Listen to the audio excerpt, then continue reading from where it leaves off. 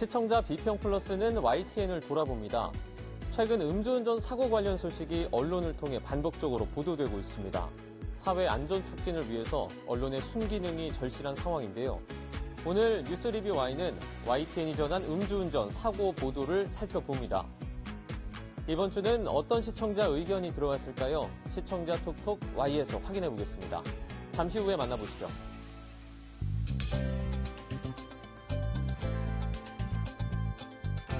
시청자 여러분 안녕하십니까? 정주호입니다. 인도와 동남아시아 지역에서 주로 발생하는 니파 바이러스 감염증이 제1급 법정 감염병으로 지정 예고됐다고 합니다. 1급 법정 감염병은 에볼라, 사스 등과 같이 치명률이 높고 즉각 방역 조치가 필요한 바이러스를 말하는데요.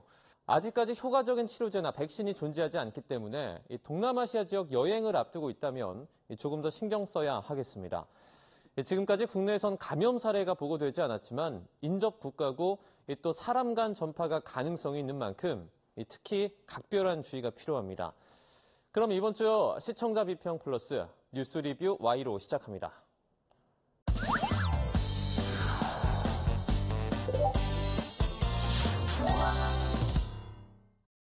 세 분 어서 오세요. 안녕하십니까?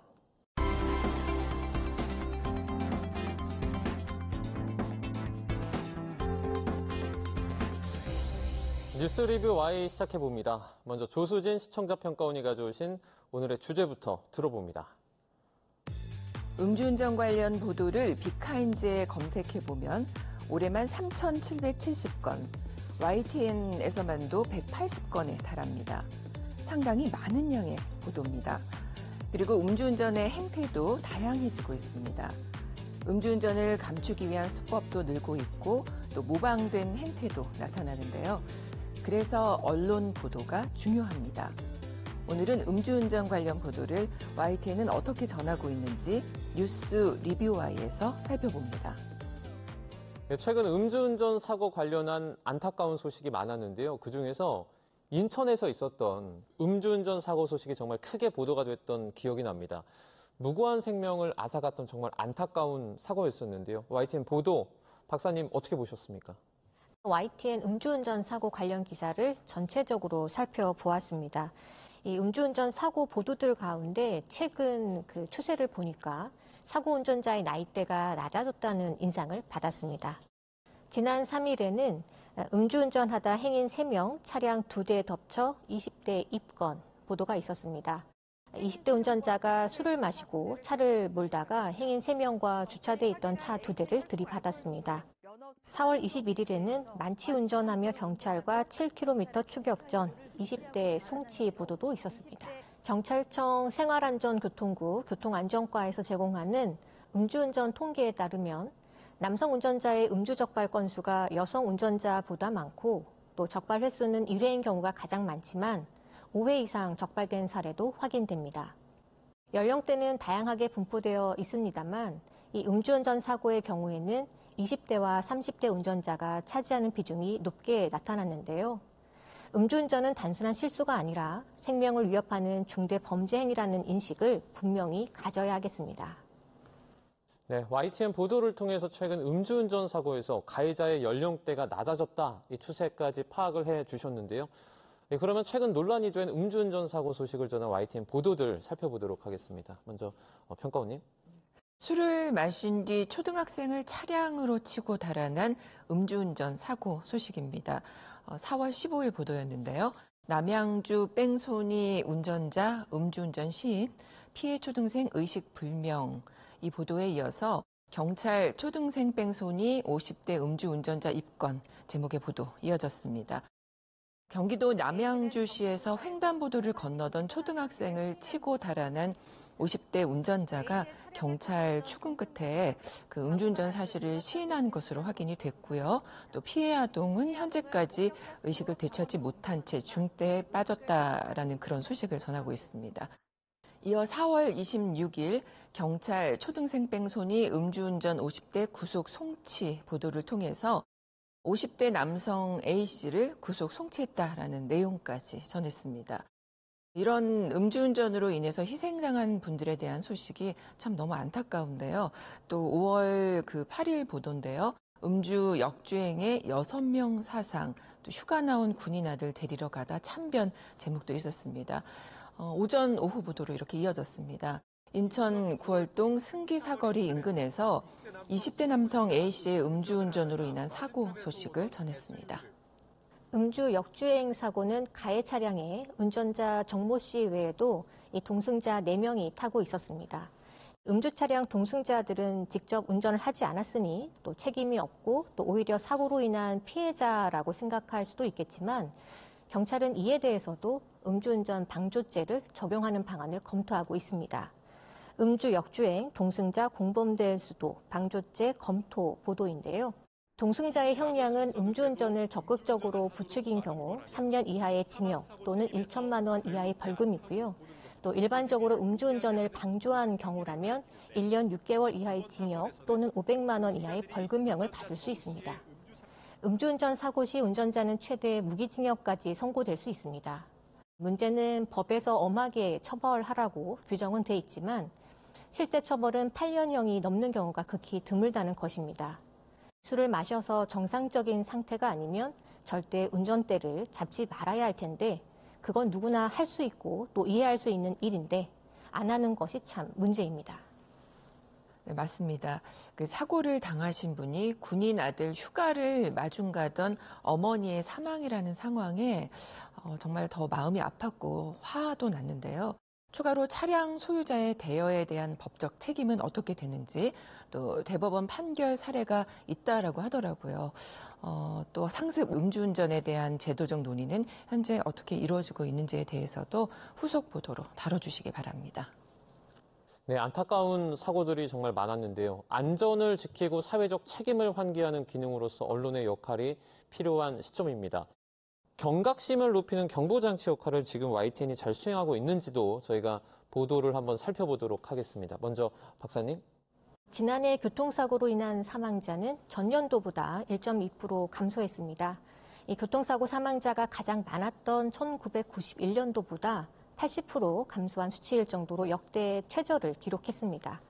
4월 8일 보도였는데요. 교통사고 사망자 역대 최저, 고령 운전자 사고 증가입니다. 2020년 음주운전으로 인한 사망자 287명과 비교하면 4년 사이 절반 수준으로 감소했는데요. 음주운전 방지 장치를 도입하는 등 제도 개선 효과가 나타났다고도 평가가 되고 있습니다. 음주운전 방지 장치에 대해서 YTN도 꾸준히 보도를 했는데요. 상습 음주운전자 차량에는 음주운전 방지 장치가 부착되게 하는 겁니다. 유독 음주운전 같은 경우에는 상습적이라든지 혹은 안일하게 반복하는 경우가 많은 범죄이기 때문인데요. 이제 2년 이내에 이 법의 적용을 실제로 받을 사람들이 나타날 거라고 합니다. 음주운전에 대한 처벌 강화만 능사가 아니라 제도나 시스템을 바꿔나가는 노력이 지속돼야 하겠다는 생각이 듭니다.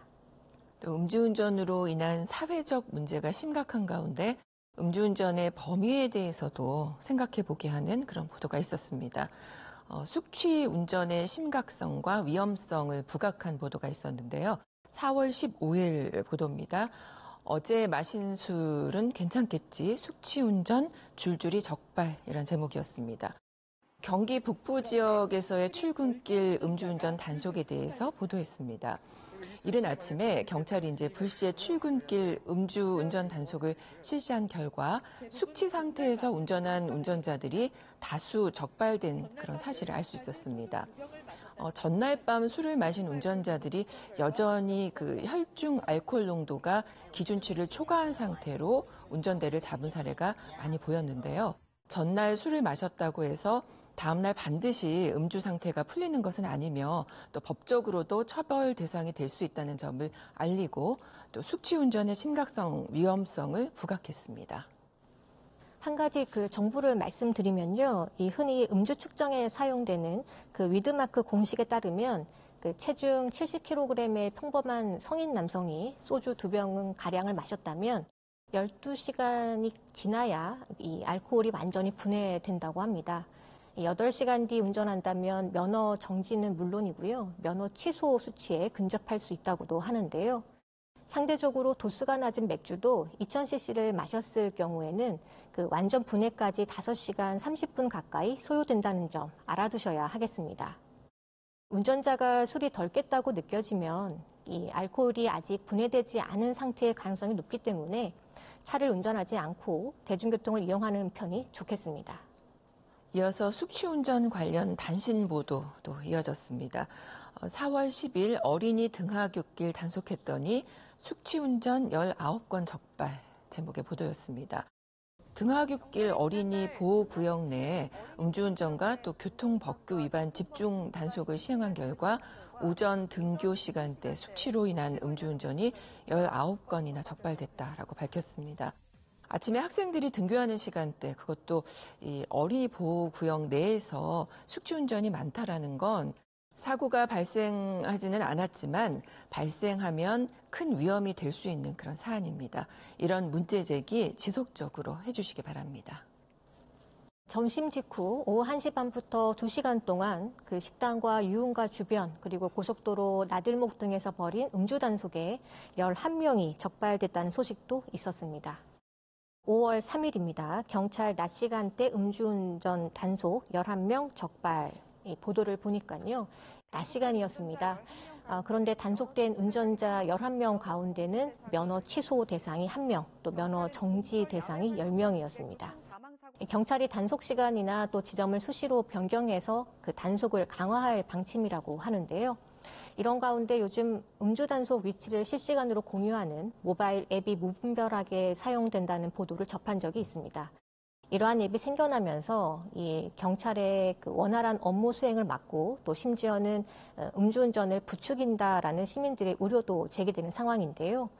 애초에 이런 기능을 제공하는 서비스 자체가 허용되지 않아야 한다는 주장까지 나오고 있습니다. YTN에서도 이러한 앱의 문제점을 지적하고 또 오용 방지를 위한 인식 개선 보도를 할 필요가 있지 않겠나라는 생각이 들고요. 이 단속을 피하는 것이 능사가 아니라 그 술을 마신 이후나 또 술이 덜 깬 상태에서는 운전대를 잡지 말아야 한다라는 인식을 모두 해야 하겠습니다. 네, 음주운전 자체가 줄고 있는 추세긴 하지만 무고한 생명을 앗아가는 안타까운 사고가 반복되고 있다는 점 또 잊지 않아야 될 것 같습니다. 언론의 역할로서는 좀 어떤 기능을 수행해야 한다고 보십니까? 방송에서는 각종 예방 캠페인도 하고요. 여러 가지 관련 보도도 하고 있지만 끊임없이 음주 사고는 벌어지고 있는 상황입니다. 그래서 방송에서는 경각심을 가질 수 있도록 적극적으로 보도하는 자세가 필요하다고 봅니다. 사망 사고 등 대형 사고가 났을 경우에는 당연히 비중 있게 다뤄야 하고요. 규모가 크지는 않더라도 피해자가 어린이 또는 미성년자, 택배 노동자 등 사회적 약자일 경우에는 피해자 사연 중심의 보도가 필요하다고도 생각합니다. 가해자가 유력 인사 또는 예컨대 버스 등 대중교통 운전자나 고위 공직자 등 직업적 특수성이 있는 경우에도 비중 있게 보도해야 한다고 판단합니다. 주로 방송 매체가 대부분 비중 있게 다루는 경향이 있기는 한데요. 매체 특성상 화면 비중이 클 수밖에 없는데요. 다만 너무 자극적이거나 피해자와 유저에게 부정적인 영향이 미치지 않도록 화면 사용 등에 각별히 유의해야 한다고 생각합니다. 얼마 전에 음주 뺑소니 사고로 재판에 넘겨졌죠. 가수 김호중 씨의 실형이 확정됐습니다. 당시 음주 사고를 낸 뒤에 일부러 술을 더 마시는 이 술타기 수법 의혹으로 큰 논란이 되기도 했는데요. 관련 소식을 전한 YTN 보도도 살펴보도록 하겠습니다. 먼저 평가원님. 지난해 5월 가수 김호중 씨는 음주운전을 하다가 뺑소니 사고를 내고 또 운전자 바꿔치기를 시도한 혐의를 받고 있는데 음주운전 사실을 계속 부인하다가 범행 열흘이 지나서 시인을 했죠. 4월 25일 음주 뺑소니 김호중 항소심도 실형, 죄질 불량이라는 제목이었습니다. 가수 김호중의 음주 뺑소니 사건 선고 소식을 보도했는데요.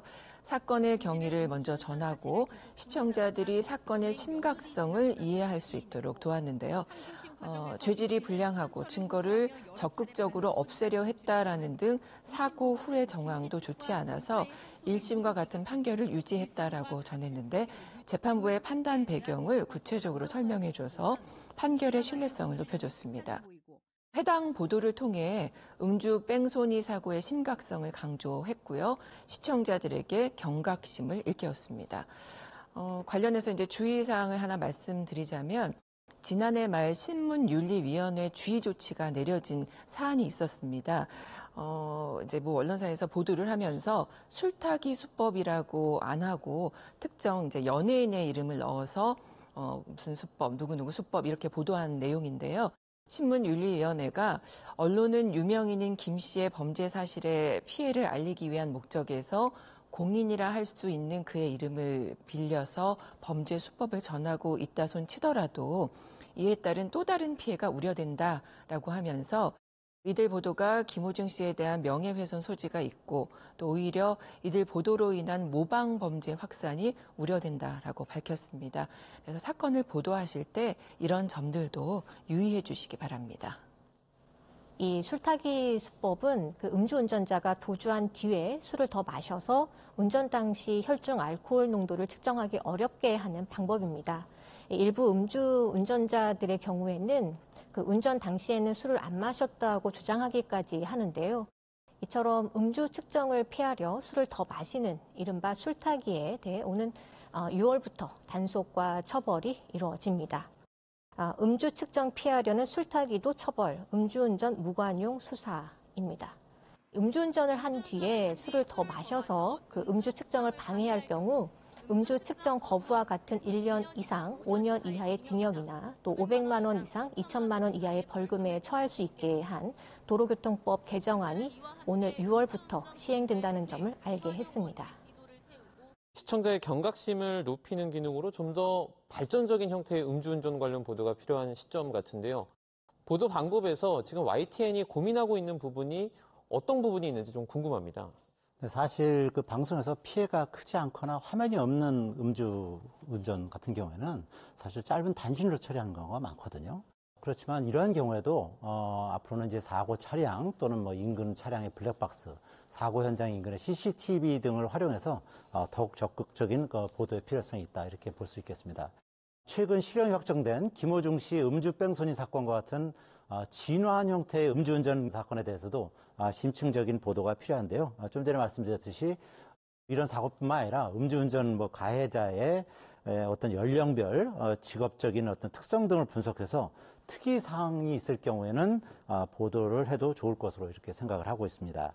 아울러 음주운전이 끊이지 않는 근본적 문제점은 무엇인지, 다른 나라에 비해서 음주운전 관련한 형량은 낮은 것은 아닌지 이런 부분도 심층 보도하도록 하겠습니다. 네, 그럼 오늘 뉴스 리뷰 Y 내용 정리해 보겠습니다. 이것만은 꼭 시간인데요. 먼저 평가원님부터 한 줄 평 부탁드립니다. 모방 범죄의 위험에 대해 한 번 더 숙고해 주길. 언론의 보도는 정보를 제공하는 역할이 중요합니다. 그런데 사건, 사고 소식을 전하는 과정에서 동시에 모방 범죄로 이어질 가능성도 염두해 둬야 하는 그런 어려움이 있습니다. 음주운전 보도에서 살펴보면 최근 늘어나는 술타기 수법과 같은 경우인데요. 그 경계를 잘 지켜 판단하면서 음주운전에 대한 경각심을 갖도록 지속적인 보도 이어주시길 바랍니다. 네, 이어서 김수정 박사님의 한 줄 평도 들어보겠습니다. 음주운전 근절 대책 심층적으로 보도해야. 음주운전 처벌이 강화되고 또 상습 음주 운전자를 위한 방지 제도의 보완이 이뤄지고 있지만 이 음주운전으로 인한 불의 사고 소식은 끊이질 않고 있습니다. 언론은 음주운전 관련 사고를 사건 발생 사실로만 강조할 것이 아니라 이 음주운전의 심각성을 알리고 또 재발 방지를 위한 노력에 공감대가 형성되도록 보도의 심층성을 더해야 하겠습니다. 유명인의 음주운전 보도를 보고 음주운전 혐의를 피하는 술타기 수법을 학습했다는 말이 나오지 않았습니까? 음주운전 보도는 사고와 피해에 대한 정확한 보도와 또 처벌 내용 등을 객관적으로 제시할 수 있어야 하겠습니다. 음주운전에 대한 인식을 변화시킬 수 있도록 예방과 관련된 정보와 또 음주운전의 문제점을 알리는 보도에 힘써야 하겠습니다. 네, 오늘은 음주운전 관련 보도들 살펴봤습니다. 뉴스 리뷰 Y 순서는 여기서 마치도록 하겠습니다. 세 분 오늘 말씀 잘 들었습니다. 고맙습니다.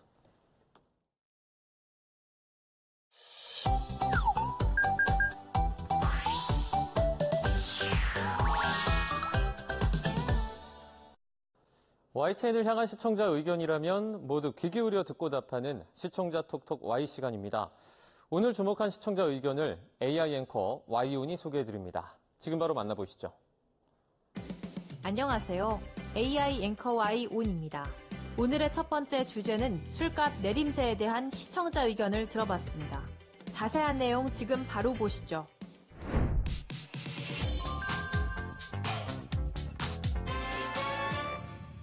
요즘 외식 물가가 상승하면서 뷔페 식당이 인기를 끌고 있는 상황과 이와 달리 술값은 내림세를 보인다는 소식을 전한 리포트가 있었습니다. 서울 종로의 뷔페 식당. 어제는 제육볶음에 탕수육이 나오더니 오늘은 돈가스와 볶음밥입니다. 깨끗한 야채와 후식까지 배불리 먹어도 단돈 6,500원입니다. 7,000원대부터 물가가 이제 10,000원 또 넘어가요, 뷔페들이. 그러니까 여기는 거진 안올 이제 제공을 해주는 거라 부담감은 상당히 줄어드는 건데. 번화가에서는 외식 물가에 대한 시민들의 생각을 들어보고 식당을 운영하는 자영업자의 어려움도 함께 전했는데요. 외식 물가 상승률이 13개월 만에 최대폭을 기록했다고 전했는데 여기서 술값 내림세에 대한 자세한 분석은 빠져 있어 이를 보완하는 내용이 소개되었으면 좋겠다는 시청자 의견이 있었습니다. 시청자 톡톡아이에서 내용 보완을 위해 술값 내림세에 대한 내용을 살펴봤습니다. 통계청의 2025년 3월 소비자 물가 동향에 따르면 지난달 소주 물가지수는 115.13으로 전년 동월 대비 1.3% 떨어졌습니다. 맥주 물가지수도 117.58로 1년 전 같은 달보다 0.7% 하락했는데요. 여기서 소주와 맥주 품목은 일반 음식점에서 판매하는 주류 가격을 나타냅니다. 지난 3월 소주 맥주 값을 포괄하는 전체 외식 물가지수는 작년 같은 달보다 3.0% 올랐습니다. 전체 소비자 물가지수 상승률인 2.1%보다 0.9%포인트 높은 수치인데요.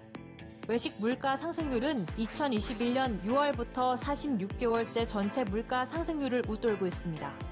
이러한 상황에 소주 맥주 값의 하락은 다른 품목과 비교해도 특이하다고 볼 수 있습니다. 전문가들은 손님을 끌어모으기 위해 술값에선 손해를 보더라도 소주 반값, 맥주 무료와 같은 행사를 걸고 장사하는 곳이 늘어난 영향이라고 분석했습니다. 맥주 한 잔에 1,900원인 포차형 술집이 인기를 끄는가 하면 소주와 맥주 2,000원인 것을 내세운 고깃집 프랜차이즈도 1년여 만에 지점이 2배 넘게 늘었는데요. 저가형 술집이 늘어나면서 주변의 식당들이 함께 술값을 내리면서 술값 내림세 현상이 나타난다고 합니다. 다음으로 시청자 톡톡아의 두 번째 주제는 스쿨존 사고에 대한 시청자 의견을 들어봤습니다. 어떤 내용을 담고 있는지 이어서 확인해 보시죠.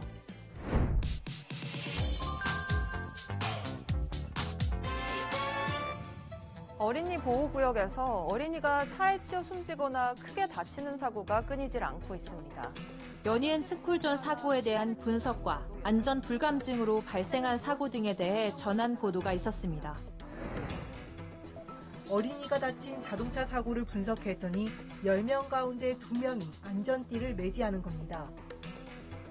이럴 경우 사고 충격에 그대로 노출되는데 실험 영상만 봐도 심각성을 알 수 있습니다.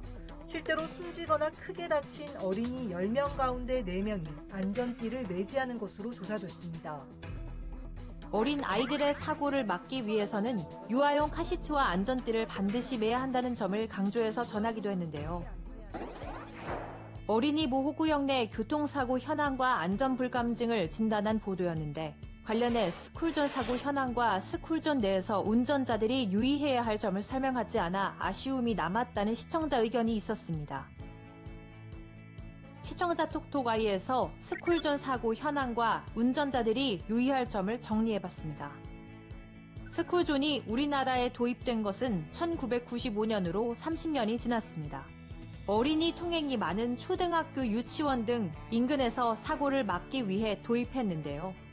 스쿨존 어린이 사고는 가정의 달인 5월에 가장 많이 일어난다고 합니다. 최근 3년간 월별 스쿨존 어린이 교통사고 현황을 보면 5월에 벌어진 스쿨존 어린이 보행자 사고는 총 183건이었는데요. 연중 사고의 12%가 이 시기에 몰려 있어 사고가 가장 많은 달이었습니다. 상대적으로 날씨가 풀려 외부 활동이 늘어나는 4월에서 7월에 일어난 건데요.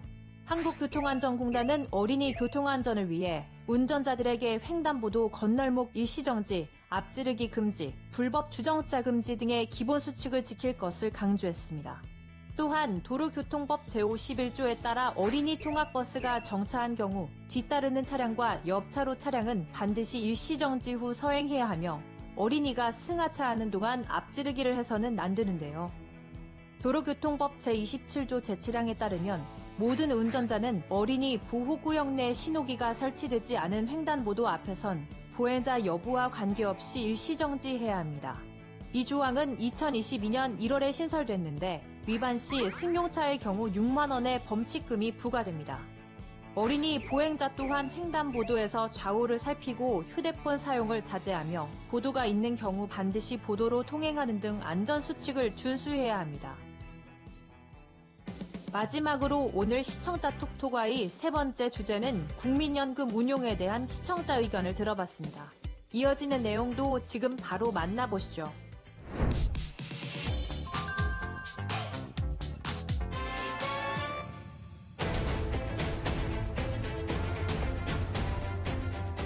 얼마 전 국민연금 개혁을 주제로 약 20분 분량으로 길게 제작된 YTN 특집 영상이 있었습니다. 2023년 발표된 국민연금 5차 재정 추계를 보면 예상 기금 소진 시점은 2055년. 이게 사실이라면 흔히 MZ세대라 불리는 1990년 이후 태어난 청년들은 실컷 보험료를 납부하고도 연금을 받지 못하게 될 수도 있다는 뜻이다. 내가 이거 내봤자 나는 못 돌려받는다라는 이제는 생각이 들어서 연금에 대한 지출에 대해서 이제는 거부감이 좀 생길 수밖에 없는 이제 분위기로 흘렀습니다. 국민연금에 대한 다양한 궁금증을 풀어주고 여러 전문가의 인터뷰를 통해 이해를 높인 깊이 있는 콘텐츠였는데요. 국민연금 개혁안을 둘러싼 우려를 다룬 방송에서 국민연금 기금 운용의 공격성에 따른 리스크를 지적했는데 이를 어떻게 운용하고 있는지와 해외 사례 등이 궁금했다는 시청자 의견이 있었습니다.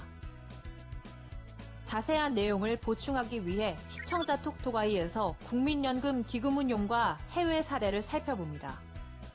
지난해 국민연금은 위험자산 비중 확대, 투자 다변화 투트랙으로 수익률을 높이겠다는 장기 운용 방안을 내놨습니다.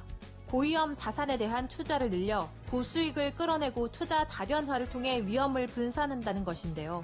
안전자산인 채권 비중은 줄이고 상대적으로 위험자산인 주식 등을 확대함과 동시에 대체 투자와 해외 투자 비중을 높이겠다고 했습니다. 스웨덴, 일본, 독일, 스위스 등은 공적연금의 국고를 지원하고 있습니다. 독일은 출산, 양육 등 크레딧 인정과 저연금자에 대한 보충연금 등 지급 비용을 국고로 충당하고 있는데요. 미국은 연금소득에 부과되는 세수를 국민연금 재원으로 사용하고 있습니다. OECD 국가들은 2023년 평균 정부 예산 대비 18.1%, GDP 7.7%를 공적연금에 투입한 반면 한국은 예산 대비 9.7%, GDP 3.3%를 지원했습니다. 연금 선진국이라 불리는 스웨덴의 프리미엄 연금은 국가 연금 체계의 일부로 개인이 직접 투자를 선택할 수 있는 개별 계정형 연금 시스템인데요.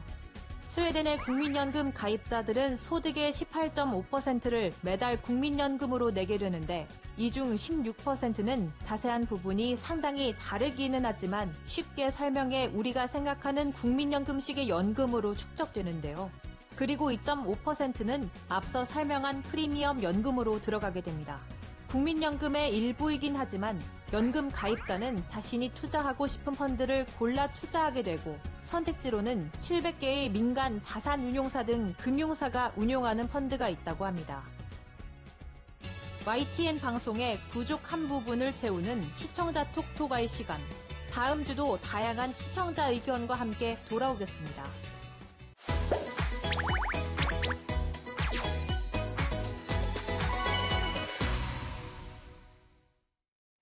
안녕하세요. YTN DMB 시청자 평가원 김나영입니다. 갑자기 얼굴이 화끈 달아오르고 식은땀이 나거나 이유 없이 짜증과 우울감이 밀려온다면 의심해봐야 할 변화. 바로 갱년기죠. 여성이라면 누구나 한 번씩 겪기 때문에 준비가 필요할 것 같은데요. 이번 주 메디컬 인사이트에서는 산부인과 전문의가 알려주는 갱년기에 대한 깊이 있는 이야기를 다뤘습니다.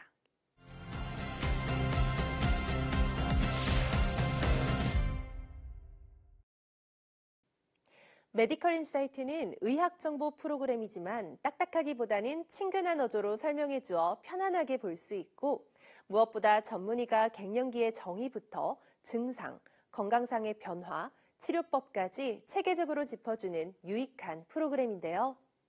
이번 방송은 산부인과 전문의 신정호 교수의 갱년기의 정의를 시작으로 문을 열었습니다. 갱년기란 여성 호르몬 감소로 신체적, 심리적 변화를 겪는 시기를 말하며 갱년기 이후를 폐경기라고 합니다. 이 폐경 시기는 만 50세에서 51세의 전 세계 여성들이 공통으로 겪게 된다는 사실을 새롭게 알게 되었는데요. 그리고 갱년기의 주요 증상들에 대해 설명해 주었는데, 많은 사람들이 증상 개선을 위해 식이요법과 운동을 해봤다는 설문조사를 보며 크게 공감이 되었고, 갱년기 증상이 사람에 따라 평균 10년 이상 이어질 수 있으며 심지어 80대에도 겪는 분들이 있다는 연구 결과를 듣고 꽤 놀랐습니다. 갱년기가 생각보다 긴 세월 동안 여성의 삶에 영향을 줄 수 있다는 점을 알게 되어 이 시기를 가볍게 넘겨선 안 된다는 생각이 들었고, 또 갱년기에는 단순히 얼굴이 달아오르고 땀이 나는 정도가 아니라 여성 호르몬 감소로 골다공증이나 복부 비만, 심혈관 질환 위험까지 높아진다는 설명이 인상적이었습니다. 이처럼 프로그램은 증상뿐 아니라 장기적인 건강 문제까지 짚어주니 갱년기를 더욱더 적극적으로 관리해야겠다라는 경각심을 갖게 되었는데요. 특히 호르몬 치료에 대한 부분이 많은 도움이 되었습니다.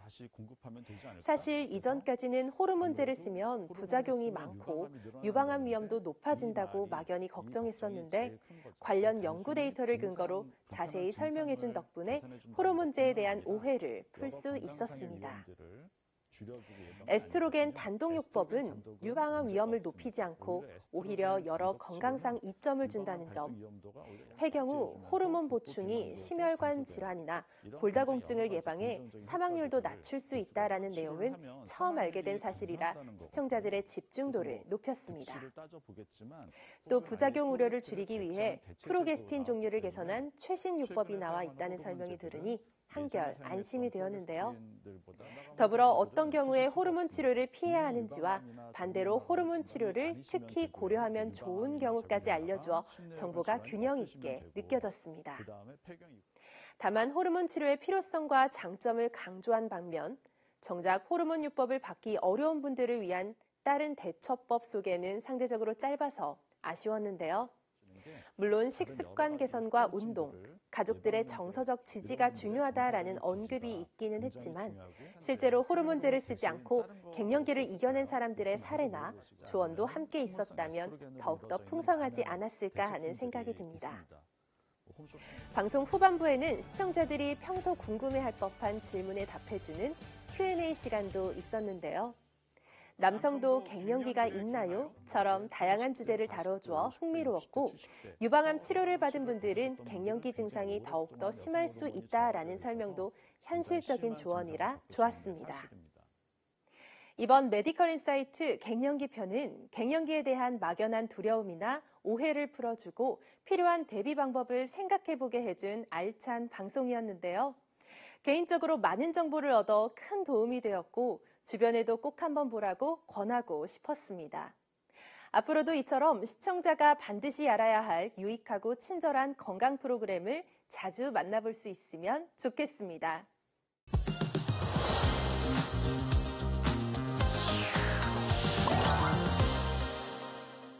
시청자 목소리로 YTN을 되돌아봅니다.